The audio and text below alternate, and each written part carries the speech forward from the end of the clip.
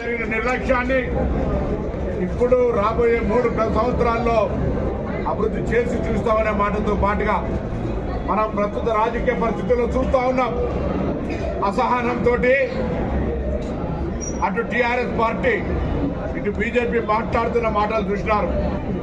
నిన్న గౌరవ కేంద్ర మంత్రి కిషన్ రెడ్డి గారు ప్రాతినిధ్యం వహిస్తున్న లోక్సభలో ఈ యొక్క జూబ్లీహిల్స్ నియోజకవర్గం కూడా అంతర్భాగం.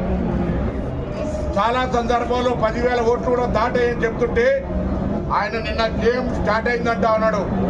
ఆ గేమ్ బీజేపీ బీఆర్ఎస్ కలిసి తెలంగాణ రాజకీయ ఆట ప్రారంభమైందా అని అడుగుతా ఉన్నాం. ఈరోజు మీరిద్దరు కలిసి కాంగ్రెస్ ను ఎదుర్కోవడానికి ఇంతకుముందు ఢిల్లీలో దోస్తీ గల్లీలో కుస్తీ ఉండే, ఇప్పుడు ఢిల్లీలో దోస్తీ గల్లీలో కూడా దోస్తీ చేసేటువంటి ఒక ఆ పరిస్థితి ఆ యొక్క వాతావరణాన్ని కలగజేస్తా ఉన్నారని అడుగుతా ఉన్నాం. ఏది ఏమైనా రాజకీయంగా కొన్ని అంశాలను చూస్తూ ఉన్నాం. మాకు సంబంధం లేనప్పటికీ ఆరోపణలు ప్రత్యారోపణలు రాజకీయంగా కుటుంబ పరంగా వ్యక్తిగతంగా అనేక అంశాలను ఇక్కడ ప్రజలు విజ్ఞతతో ఆలోచించాలి.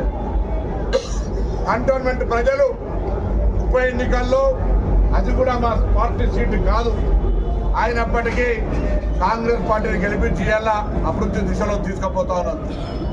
జూబ్లీహిల్స్ ప్రజలు కూడా విజ్ఞతతోటి అధికారంలో ఉన్న కాంగ్రెస్ పార్టీకి ఆశీర్వచనం ఇచ్చి రాబోయే 3 సంవత్సరాల్లో గత 10 సంవత్సరాలుగా పరిష్కారం కాని సమస్యలన్నీ పరిష్కరించుకునే విధంగా కాంగ్రెస్ పార్టీ అభ్యర్థి నవీన్ను బలహీన వర్గాల బిడ్డ విద్యావంతుని ఆశీర్వదించాల్సిందిగా మరొకసారి హృదయపూర్వకంగా అందరికీ విజ్ఞప్తి చేస్తా ఉన్నాం.